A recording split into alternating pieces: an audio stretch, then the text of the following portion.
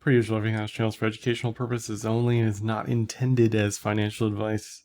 We had a CPI print today come down considerably, as the past 6 months worth of prints have come down considerably. These are the meeting probabilities for FOMC hiking. Next meeting is the 26th of this month.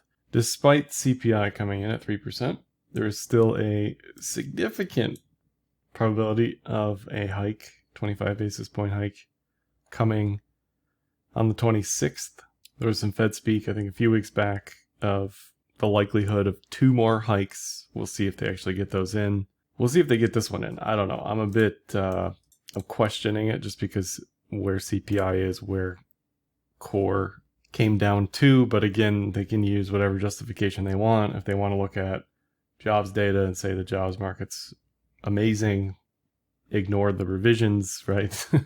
They're going to keep hiking.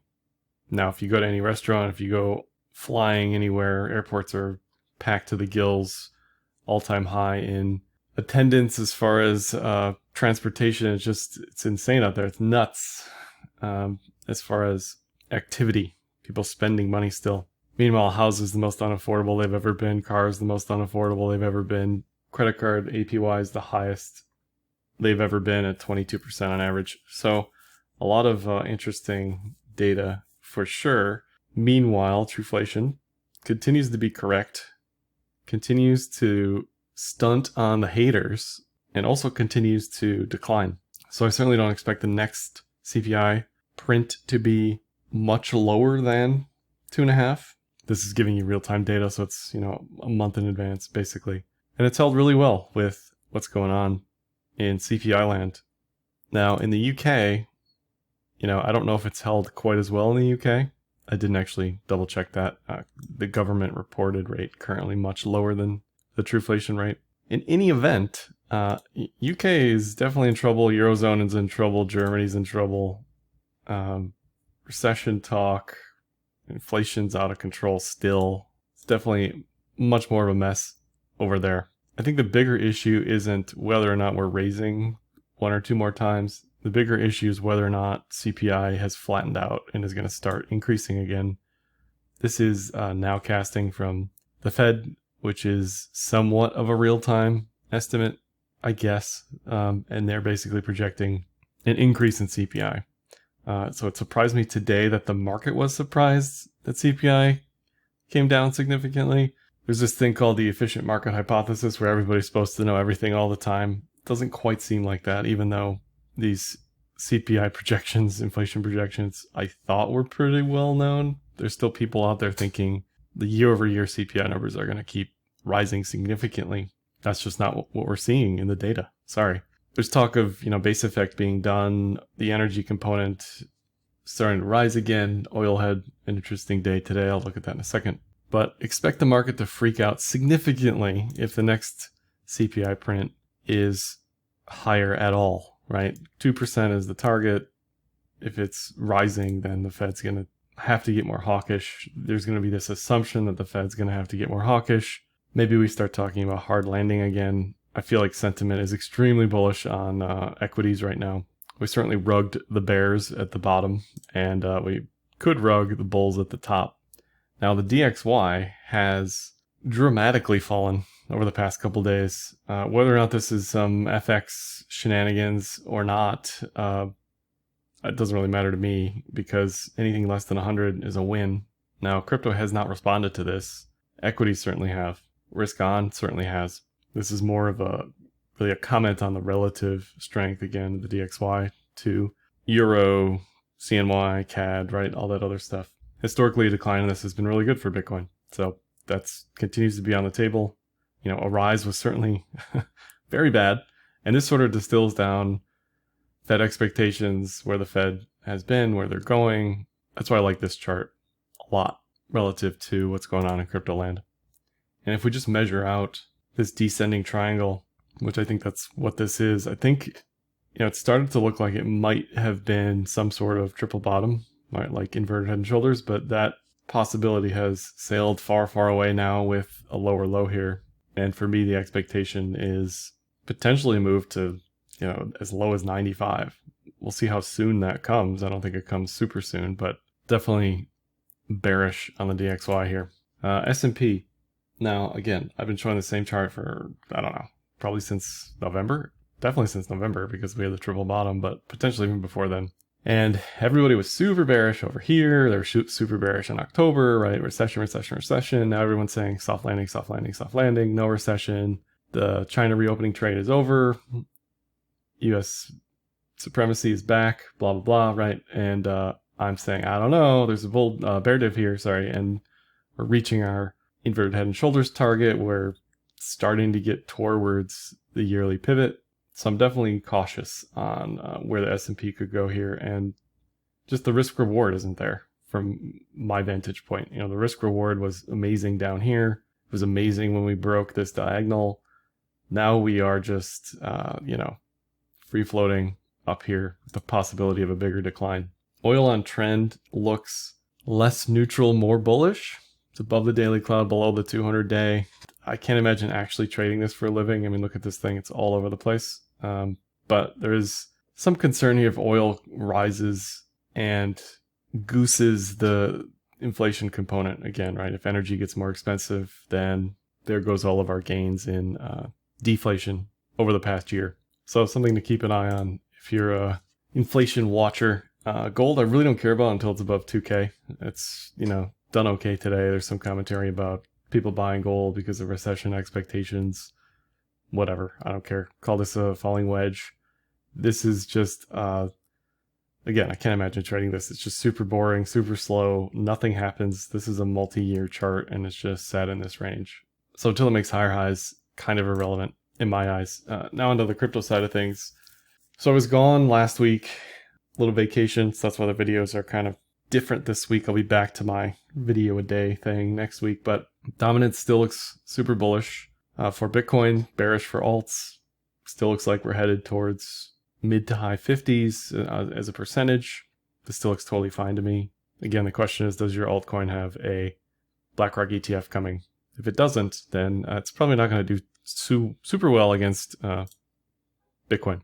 Bitcoin, though, you know, hasn't really done much. I think everybody's on vacation, basically. Super range bound. I don't think this is anything. I don't think this is any pattern. I don't think this is Wyckoff. This is very random walky.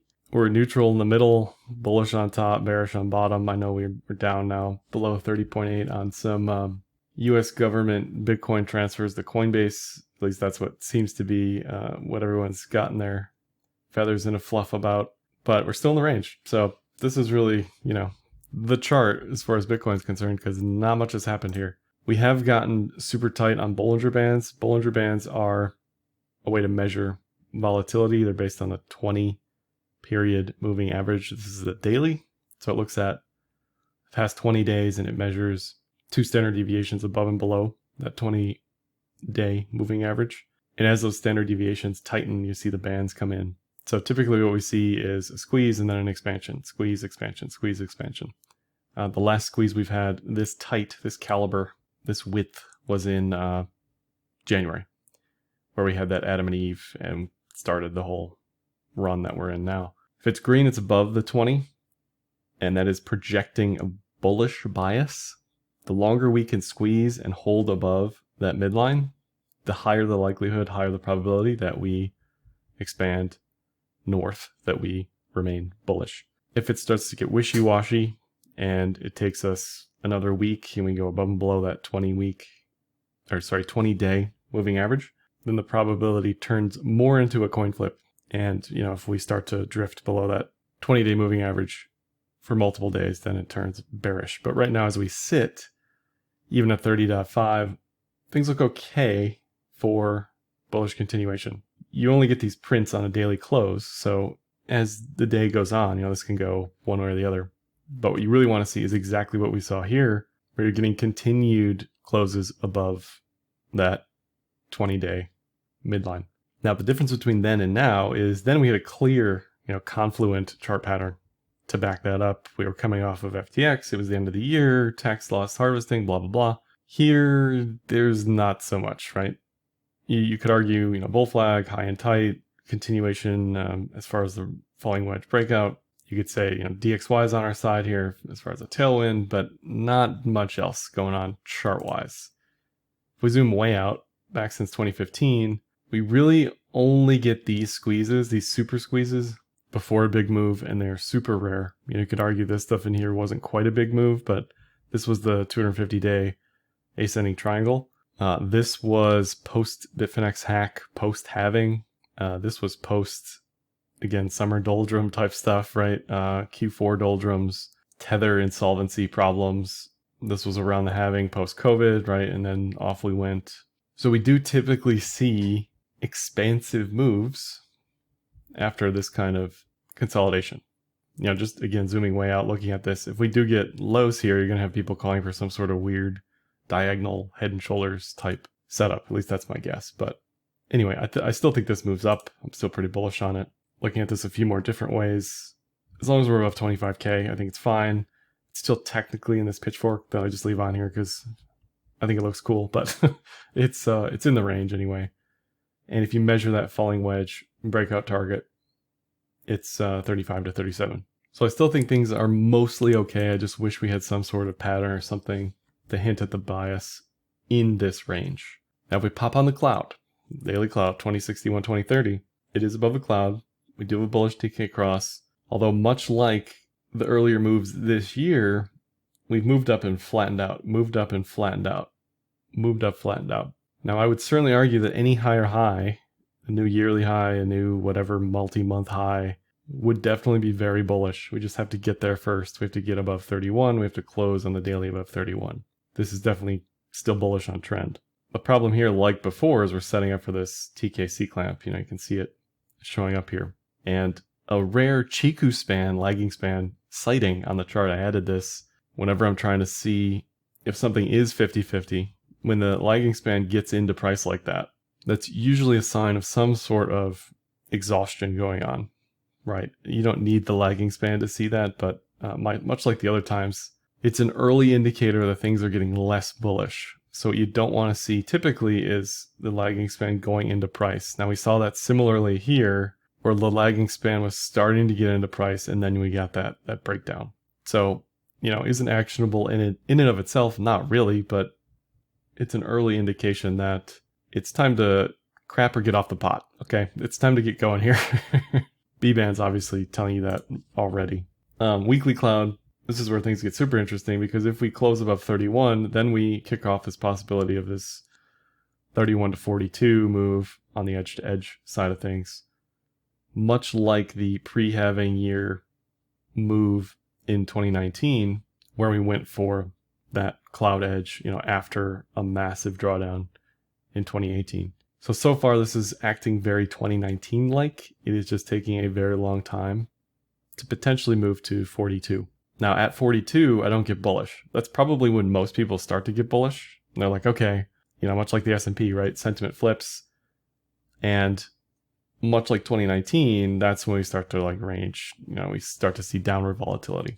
So we'll see. If this, then that. If we're above 31, then I like 42. If we break down, I like 25 to 27. Just kind of a wait and see mode here. But just looking at this chart, this does look like a decent flag type move, this type stuff. We should get some attempt for a higher high. Popping on the power law corridor and the 20-week moving average, things look totally fine. Still above the 20-week, above the bottom band in the consolidation phase of the power law corridor. And, 200K, 250, whatever it is by 2025, I think is very, very reasonable based on TA, based on fundamentals. I've seen so many on-chain analysts come out of the woodwork saying, XYZ coins on exchanges, shrimp buying, blah, blah, blah, blah, blah. That's very true. But, coins are only 10 minutes away from hitting an exchange. Keep that in mind.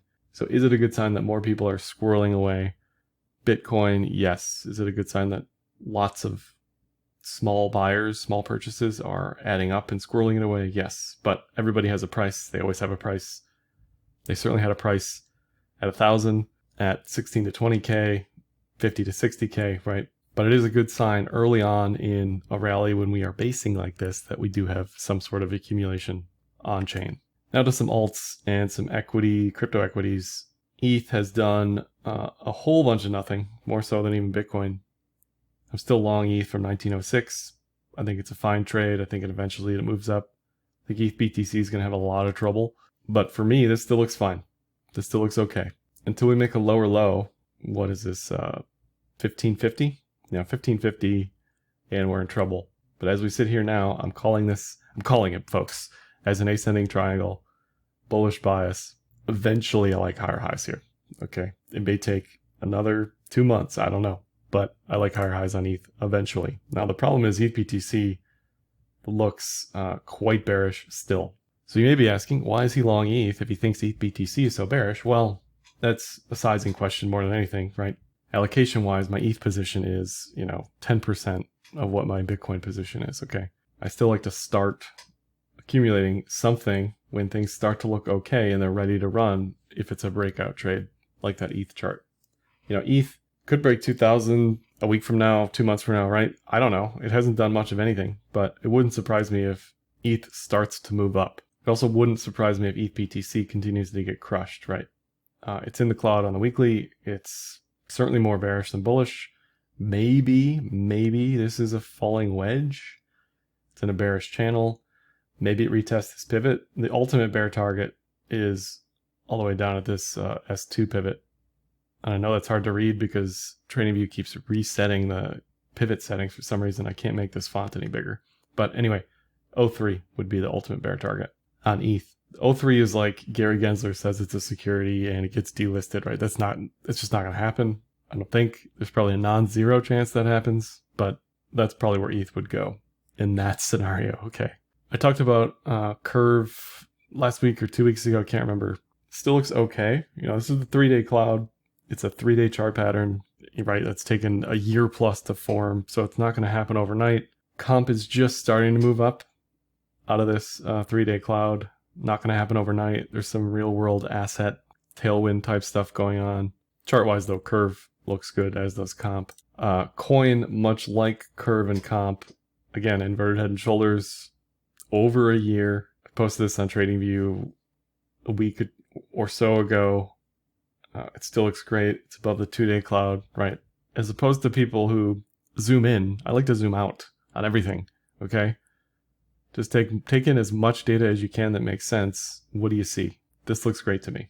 This looks great for higher highs. Fundamentals are there. You may not like Coinbase. I don't certainly love them, but the government is using them for all sorts of stuff. They're in the surveillance trading agreements. The SEC case basically has been revealed, and it's essentially deemed to be not completely catastrophic. So this continues to look good to me. I like, in the hundreds, 120, 140, something like that. And if things get wild, 180. There is a lot floating around, no pun intended, about the short float. It's 22 to 25% currently still. So, this is also short squeeze material. So I like coin. MSTR also continues to rally above horizontal resistance. Looks good. I don't really have anything other than that to say about it. On the 3-day cloud, it's got a target somewhere around 512, but it's still not above the 3-day. Trend-wise, though, it looks like it's definitely in a bullish breakout territory. GBTC also nearing its falling wedge target somewhere in the low 20s. There's a gap here at 22, 24. The discount has continued to close. It's now sub 30%. So it's a good sign that there's an expectation of something that's going to happen here. Not that reality is that this thing is going to actually convert. It's just the possibility and the hope. That's all people are really trading this on, and the eventual hope that the BlackRock ETF gets approved. Now, if there's some sort of announcement about specifically the BlackRock ETF getting denied or all of them getting denied, expect this to just reverse hard on that news. So there's definitely a bearish news catalyst out there, as well as a bullish catalyst, if those ETFs get approved. So you could see some wild volatility on GBTC relative to that news. And really the same thing with ETH, even though ETH is not in the conversation at all in any regard for any type of ETF. There's some very, very, very minor hope that eventually we get an ETH ETF. Maybe in 10 years we do, but this could be, much like coin, kind of like the trade of the quarter. No one's really talking about this. It has no reason to do well. It has a great chart pattern, comp, curve, coin, ETH. Okay. Those charts all look very similar to this. Unlike spot ETH, this is definitely to me more of an inverted head and shoulders. The volume is certainly dead on the money. I don't think it really goes to 24 or 28. I like 17 to 20. That discount also very high at 47%. Now, one thing that could act as a news catalyst for ETH, other than ETF approvals, would be Grayscale announcing that they are, much like that 3IQ ETH ETF in Canada, that they would be allowing for some sort of staking component. I don't know how high this would move on that news, but I think it would help push it higher. Obviously, if ETH USD breaks out of that range above 2K, ETH should move with it as well. And then lastly, these are just the discounts. CoinGlass does a great job of keeping all this information together. Still at, I said 47, 45, whatever it is, percent. So a bit of a monster mash of stuff today. That's all for this one. Hopefully you're enjoying touching grass out there. Like, dislike, comment, share, subscribe, and happy trading.